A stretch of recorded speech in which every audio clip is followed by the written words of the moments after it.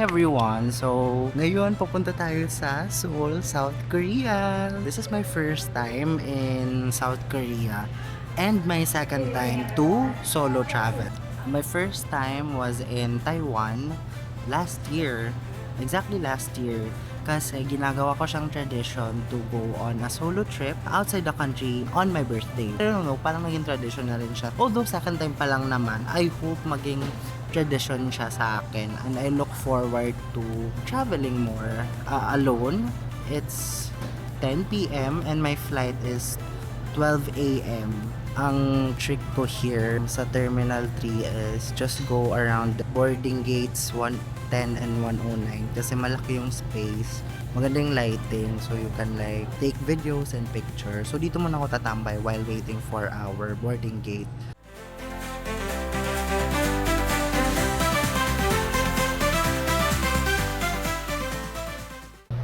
Boarding or boarding.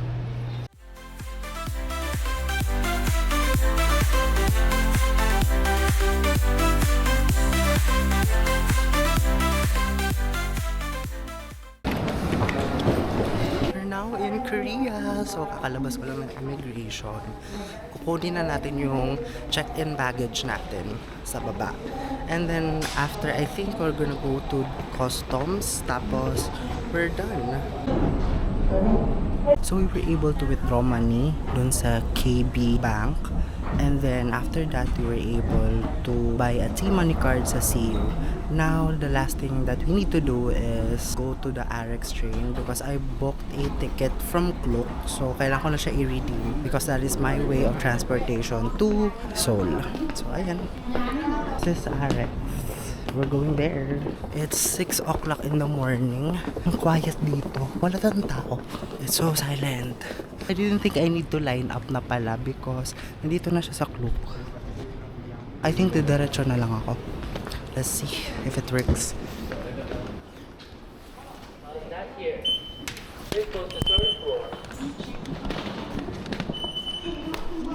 It worked! Ang bilis ang pala.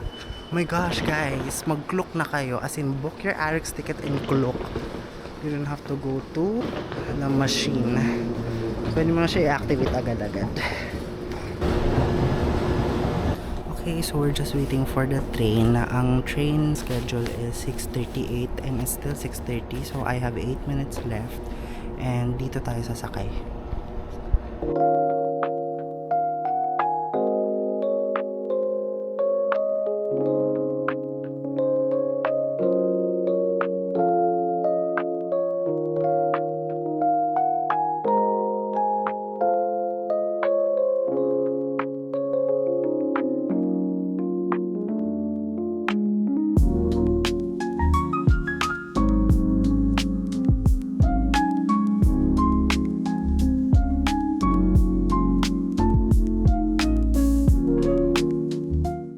So, kakababa ko lang from Seoul Station to Sinsuldong Station, exit 6, since ito yung pinakamalapit sa accommodation ko.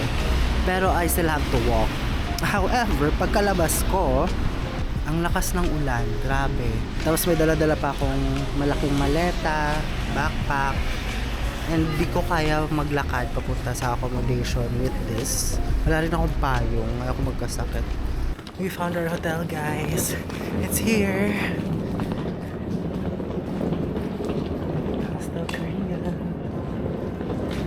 I'm at CU right now and sobrang lakas kasi ng ulan. Hindi ako itong umbrella because I cannot go out without this. I don't wanna get sick. I don't know if this cold will persist pero grabe, kailangan ko talaga ng heat tech and gloves. Sobrang lamig. Naiihi na ako every 10 seconds. Yay, I can see Daiso now. Bibili na tayo ng gloves, thermals, everything anti-cold. Fake news, taniyan pa nagbubukas. Anong oras pa lang? 9. 1 hour pa. Lamig na lamig na ako. Okay, hanap na ako ng kakainan. I need a cafe.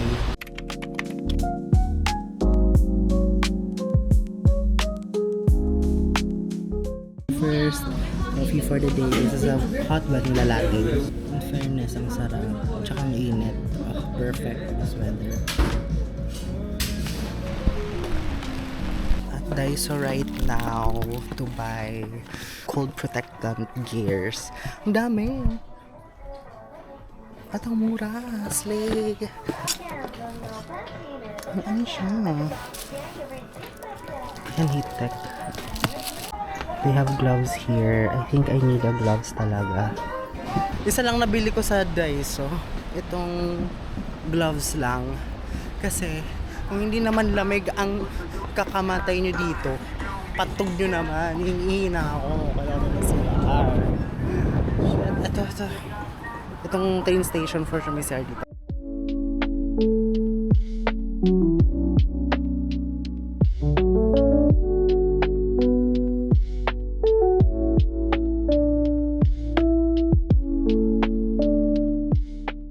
Grabe, ang peaceful dito. Ang ganda ng mga foliage, trees. Pero ang kalaban mo talaga ay lamig, pag-iihi, at pag-jabs. Toilet! Feeling ko mas marami pa akong mapuntang toilet sa mga cafe. This is in Sadong area. So, hinahanap ko ngayon Samzy Jail.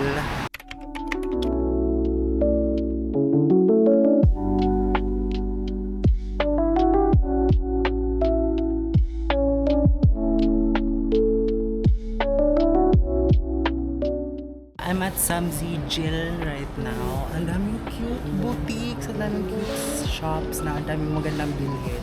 We bought 2 postcards. Talong and bought these 2 postcards from a ceramic shop doon sa baba. Ang cute dito sa Samzy Jail. Like, oh my god, ayun o. Gutom na ako. TBH. Wala pa akong kinakaing matino. Ay, wala pa talaga akong kinakain today. Nagkape lang ako. I'm literally hungry. Kain muna ako.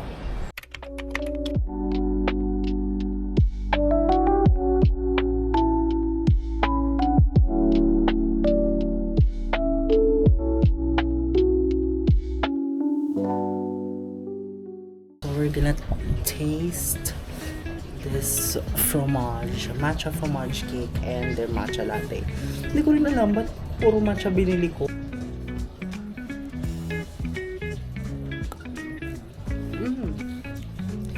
Oh my god.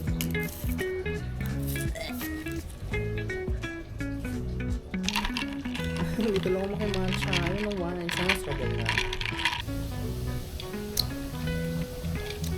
Oh, in fairness, ang sarap nito. I love this one. Ito, ang sarap rin.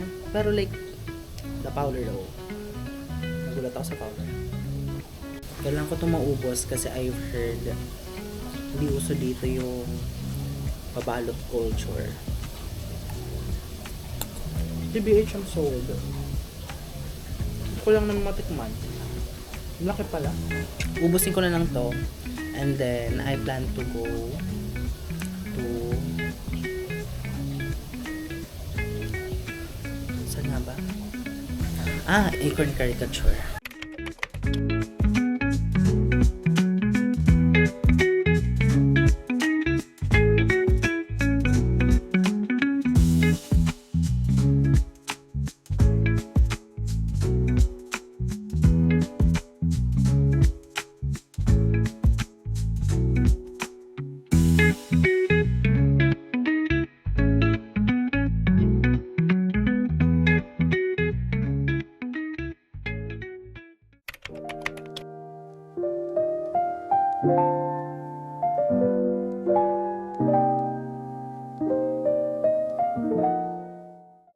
So, masarap itong salt pan milk. Makes me want to go back here and buy this again. I have so many days pa naman sa Korea. Baka balikan ko nga itong salt pan milk. Masarap niya. Then, I bought the truffle bread dito. Yung black. Take out siya. Hindi dapat. Actually, dapat dahil ako. Pero like, nagka-misunderstanding kami ni Kuya. So, tinake out niya. Here, the Jayondo salt butter bread. Minimum 4 breads siya. Hindi ko naman kaya ubusin yung 4. Ang gagawin ko. Gusto ko isa lang actually. Pero like, 4, I cannot.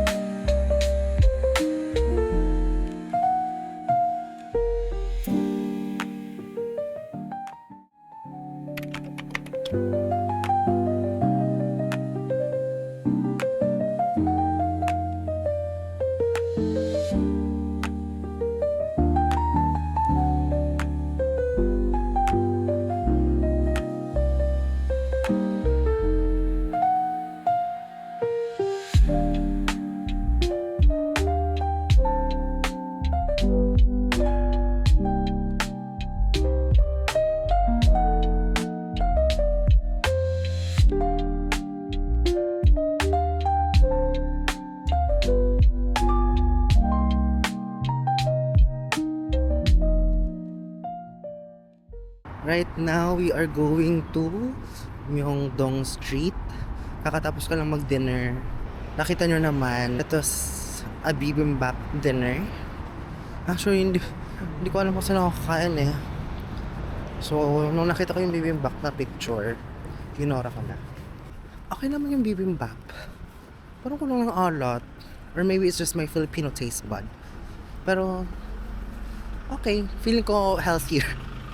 That's a healthier version. Naghihintay lang tayo ng bus 421 papuntang Myeongdong kasi nasa Sincheoldong ako. Sincheoldong. And I need the bus 421.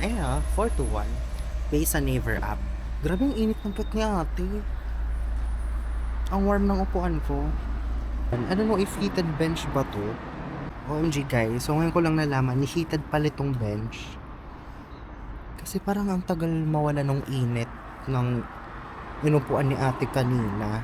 Yung pala, yung whole bench pala heated. Sabi ko, wah, ang galing naman, ng warm.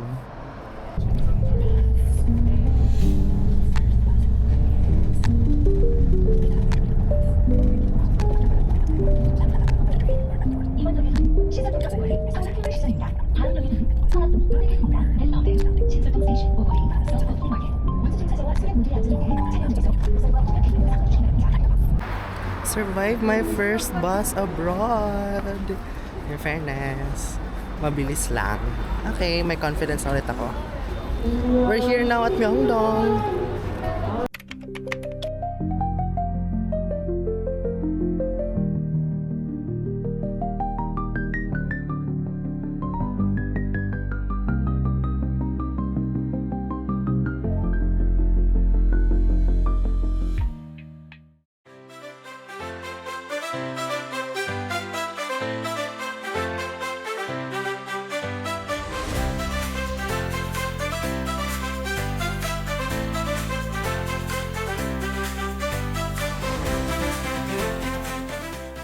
We walked around Myeongdong and may nabili naman ako sa New postcards again. I really love postcards. So, yun yung nabili ko. I really want to buy accessories sana. Pero, wala akong mahanap na kasya sa akin eh.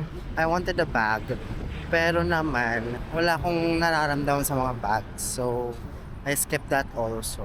Because I really wanted to buy sunglasses. So, at least na scout ko na yung dalawa, Double Lovers and Blue Elephant. And meron naman akong napupusuan. Siguro sa Songsu na lang ako bibili pagpunta ako doon. So ngayon, pauwi na tayo. I'm just gonna ride a bus going home.